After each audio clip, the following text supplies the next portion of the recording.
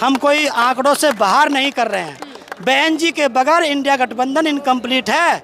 इसीलिए कहा था साहब कांशीराम कहते थे कि देश की मजबूरी है, बीएसपी जरूरी है। इसलिए जब तक बसपा को साथ नहीं लिया जाएगा, आप कितने बड़े चैनल से बात कर लो, वो ये नहीं कह सकता कि एनडीए को हराया जा सकता है। बुद्ध ने कहा है कि मारने वाले से बचाने वाला बड़ा होता है। ये देश को बर्बाद करना चाहते हैं तो हम इस देश को बचाना चाहते हैं। देखते हैं कौन जीतेगा। नमस्कार, आप देख रहे थे जनता लाइव। मैं हूँ आप साथ रवीना। आज 9 अक्टूबर है और ऐसे व्यक्ति का परिनिर्वाण दिवस जिसने देश की एक इतनी बड़ी पार्टी को जन्म दिया जो आज के बहुजन समाज का नेतृत्व करती है।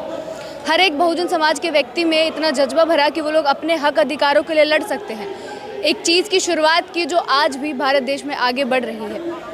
हम मान्यवर कांशीराम साहब की बात कर रहे हैं जो आज नोएडा में स्थित एक पार्क में हम लोग मौजूद हैं जहाँ बहुजन समाज पार्टी ने एक कार्यक्रम का आयोजन किया है और उनको सेलिब्रेट किया जा रहा है। जो लोग यहाँ पर आ रहे हैं उनसे हम बातचीत करने की कोशिश करेंगे कि क्या जो चीज़ उन्होंने शुरू की थी, जो उन्होंने सपना देखा था, वो सपना साकार हो पाया है। क्या बहुजन समाज आज इतना जागरूक हो पाया है जो उन्होंने जागरूक करने की एक शुरुआत की थी। जो लोग यहाँ आ रहे हैं उनसे आपकी बातचीत करवाते हैं। अभी हमारे साथ डॉक्टर जयप्रकाश सिंह जी हैं, इनसे बातचीत करते कि आज इतने सारे लोग जो हैं इकट्ठे हुए हैं। आप चारों तरफ देख सकते हैं कि किस प्रकार बाबा साहेब जय के नारे लग रहे हैं, बहुजन समाज पार्टी की तरफ से नारे लग रहे हैं। सारी चीज़ें इनसे जानने की कोशिश करते हैं कि मान्यवर कांशीराम साहब की क्या क्या चीज़ें इनको अच्छी लगती हैं, अभी का जो दौर चल रहा है उसको किस प्रकार से देख रहे हैं, क्या उन्होंने जो चीज़ें सोची थी वो आज के भारत में हो पाई है, क्या दलित समाज के बारे में उन्होंने जो सोचा था उस समय पर क्या वो अभी संभव हो पाया है। सबसे पहले तो शुरुआत इससे करेंगे कि आपको क्या चीज़ें कांशीराम मान्यवर साहब की अच्छी लगती है। देखिए, साहब कांशीराम एक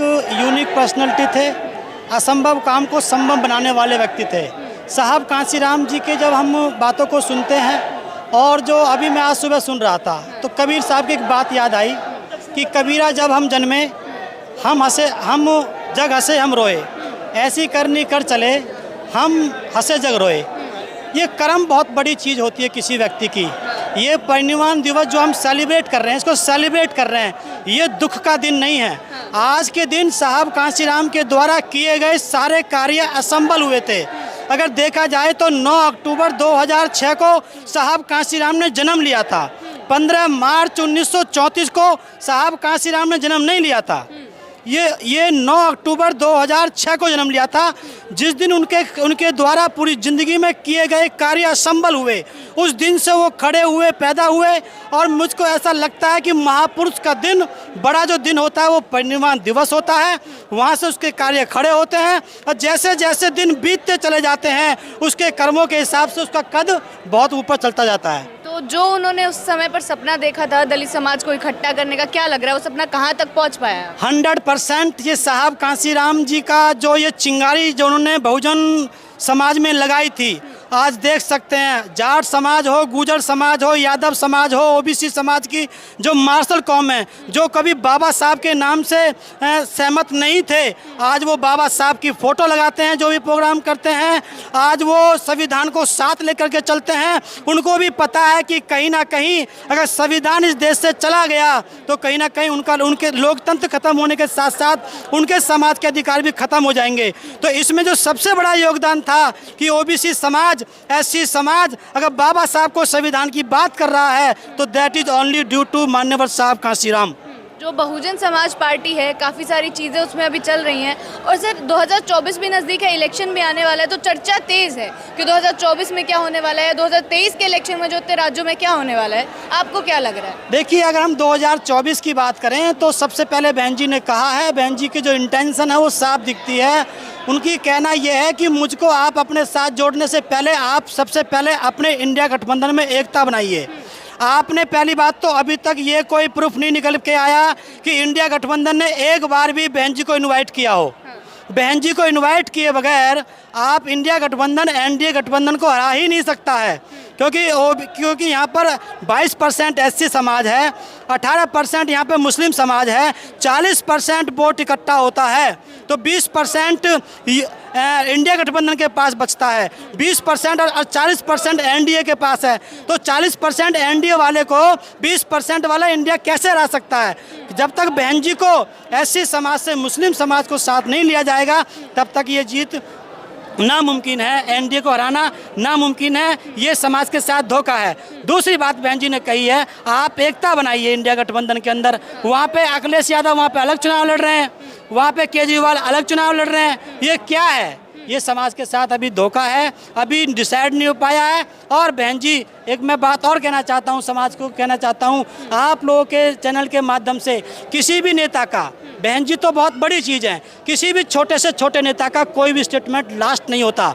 जब तक चुनाव हो ना जाए वो कुछ भी कर सकता है। तो मुझे ऐसा लगता है, समाज की चाहत भी है कि जो अभी चुनाव आने वाला है, राजस्थान, मध्य प्रदेश, छत्तीसगढ़, तेलंगाना, इस चुनाव को होने के बाद जरूर बहन जी देश हित में, समाज हित में, मूवमेंट हित में, पार्टी हित में फैसला लेंगे, ऐसा हमें उम्मीद करते हैं हम लोग। बार बार बात की जाती है मोदी जी के 10 साल के कार्यकाल की, जो कि पूरे होने वाले हैं लगभग, तो उसमें बात की जाती है कि दलित समाज को किस प्रकार से ऊपर उठाने के काम हुए हैं, या फिर अब दलित समाज किस प्रकार से इकट्ठा हो रहा है। कितने कुछ बदलाव आए हैं इन 10 सालों में। देखिए, किसी के गरीब के घर में जाकर रोटी खा लेना ये कोई समाज को उठाना नहीं है। ये तो ऐसे रहा जैसे गांधी जी कभी कहा करते थे अंग्रेजों के समय में, जब बाबा साहब कह रहे थे कि इनका नेता मैं हूँ, गांधी कह रहे थे इनका नेता मैं हूँ, तो अंग्रेजों ने, प्रधानमंत्री मैकडॉनल्ड ने पूछा कि भाई आप गांधी जी कैसे हैं, तो उन्होंने कहा कि मैं जो है ना इनका मैं उद्धार चाहता हूँ। बोले कैसे?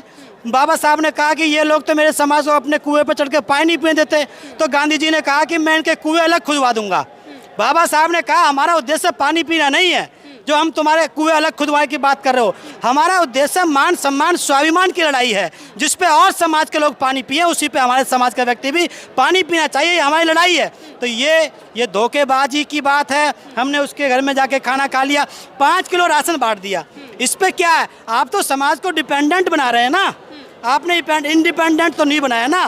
बहन जी कहती है रोजगार दूंगी, शिक्षा दूंगी, तुम कहते हो 5 किलो चावल दूंगी, 2 किलो चीनी दूंगी। नहीं, बहन जी के पैटर्न को समझो। 1.25 करोड़ लोगों को बहन जी ने नौकरी दी, सेक्टर प्राइवेट की और सरकारी की लगा करके 52 लाख सरकारी और बाकी 75,000 के आसपास प्राइवेट में 1.25 करोड़ लोगों को नौकरी दी। सबसे ज़्यादा यूनिवर्सिटी खोलने वाली बहन जी थी, सबसे ज़्यादा अस्पताल खोलने वाली बहन जी थी। उत्तर प्रदेश के अंदर 6 विश्वविद्यालय पूर्व की सरकार में बने, और बहन जी की सरकार के अंदर अकेले बहन जी की सरकार में 6 विश्वविद्यालय बने। एक तरफ सारी सरकार थी, एक तरफ अकेले बहन जी की सरकार थी। तो कहीं ना कहीं ये लोग समाज को बरगला रहे हैं। ये आटा ले लो, चावल ले लो, चीनी ले लो, दाल ले लो, डाटा फ्री ले लो, आटा फ्री ले लो, नहीं, बहन जी ने कहा शिक्षा रोजगार दो। तो कहीं ना कहीं ये समाज को बरगला रहे हैं, समाज को डाउनफॉल कर रहे हैं। ये आरक्षण को भी ख़त्म कर रहे हैं, सबको ये लोग प्राइवेट कर रहे हैं। आपने देखा होगा यार, ये संविधान को बदलने की बात करते हैं। अगर आप ये कहते हो कि ये स्टेटमेंट इसका नहीं है, तो आपने उसको अब तक पार्टी से बाहर क्यों नहीं किया भाई? वो कौन है जिसने स्टेटमेंट दिया? विवेक, आपने उसको पार्टी से बाहर क्यों नहीं किया? ये सब इनकी साठगांठ हैं, कुछ हमारे पक्ष में बोलते हैं, कुछ विपक्ष में बोलते हैं। आप कहीं ना कहीं ओबीसी समाज भी समझ रहा है, तो ये समाज, इनको डर लग रहा है कि कहीं ये ओबीसी समाज अगर भाजपा से आउट हो गया तो भाजपा इस देश से आउट हो जाएगी। मतलब जो जातीय जनगणना की बात हो रही है, बिहार से शुरू हुई, अब इलेक्शन का एक मुद्दा बन रही है, क्योंकि कांग्रेस भी सामने रख रही है और बाकी पार्टीज भी सामने आ रही है कि जातीय जनगणना करवाएंगे वो। तो क्या लग रहा है इस मुद्दे को लेकर, क्या है जनता के मन में? देखिए, जाति जनगणना की वो लोग बात कर रहे हैं, लेकिन उनकी शुरुआत करने वाले मान्यवर साहब कांसीराम जी का नाम नहीं लेते। साहब कांसीराम ने कहा था जिसकी जितनी संख्या बारी उसकी उतनी हिस्सेदारी। जो बहुजन की बात करेगा वो दिल्ली से राज करेगा। तो जो साहब कांसीराम के स्टेटमेंट थे, उनको तो वो उन साहब का नाम लेते नहीं है। ये जनगणना की बात साहब कांसीराम ने करी अंग्रेजों के जाने के बाद, सबसे पहले साहब कांसीराम जी ने करी 1911 के बाद में। मेरा कहने का मतलब ये है कि इसलिए ये बाबा साहब कांसीराम का नाम नहीं लेते, जिससे कि इसका क्रेडिट उनके द्वारा बनाई हुई पार्टी बहुजन समाज पार्टी को ना चला जाए। और मैं तो ये मानता हूँ, अगर आपने गिनती करवा भी रहे हो तो आप हमें बताओ आगे, इससे पहले आपने ओबीसी समाज के लिए क्या किया? नीतीश कुमार जी ने ओबीसी समाज के लिए क्या किया? वो ओबीसी समाज से ताल्लुकात रखते हैं। तो इसलिए मेरा कहने का मतलब ये है कि जनगणना होनी चाहिए। बहन जी ने भी कहा है कि पूरे देश में होनी चाहिए, लेकिन उसका बेनिफिट जो है, जो उसका उद्देश्य है, वो भी फुलफिल होने चाहिए। तो कहीं ना कहीं ये इस चीज़ के पीछे साहब कांसीराम का नाम दबा रहे हैं, जिससे कि इसका फायदा बसपा को ना पहुंच जाए। लेकिन मोदी जी तो बोल रहे हैं कि ये सारी चीज़ें करके जात पात हो रहा है, मतलब जात पात की बात कर रहे हैं अभी ये लोग। देखिए, बड़े बूढ़ों में गांव में कहावत है, जो चीज़ जाती है वो बढ़ के जाती है।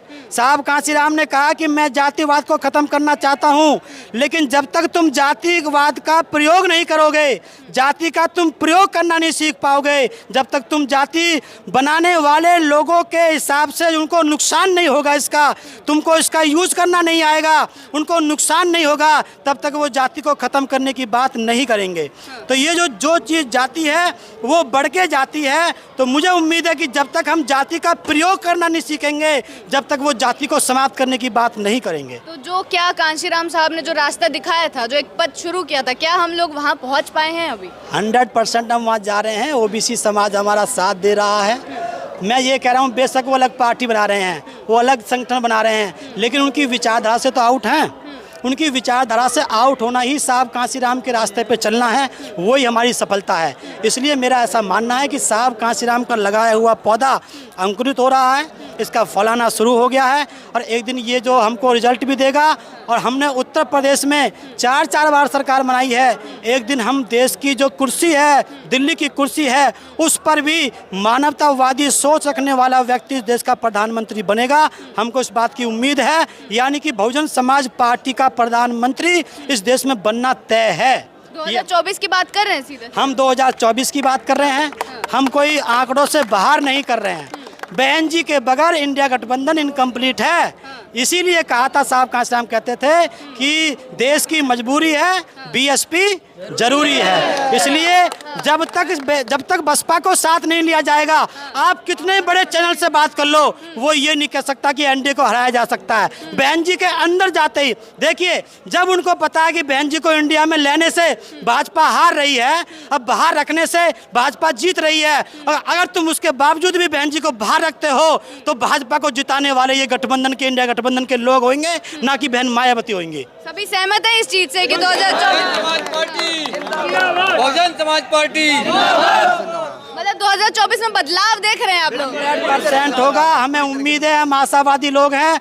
बाबा साहब को, साहब कांसीराम को मानने वाले लोग हैं, फूले साहू को मानने वाले लोग हैं, बुद्ध को मानने वाले लोग हैं। बुद्ध ने कहा है कि मारने वाले से बचाने वाला बड़ा होता है। ये देश को बर्बाद करना चाहते हैं, तो हम इस देश को बचाना चाहते हैं। देखते हैं कौन जीतेगा। चलिए, बहुत बहुत शुक्रिया आप सबका। तो साफ साफ बोल रहे हैं कि 2024 पर तो निशाना है ही, कि जिस प्रकार से इलेक्शन आने वाले हैं, साफ साफ ये दिख रहा है कि कहीं ना कहीं बीजेपी साइड होने वाली है। इसी प्रकार जनता के मुद्दे अब तक पहुंचाते रहेंगे। बने रहे हमारे साथ। शुक्रिया।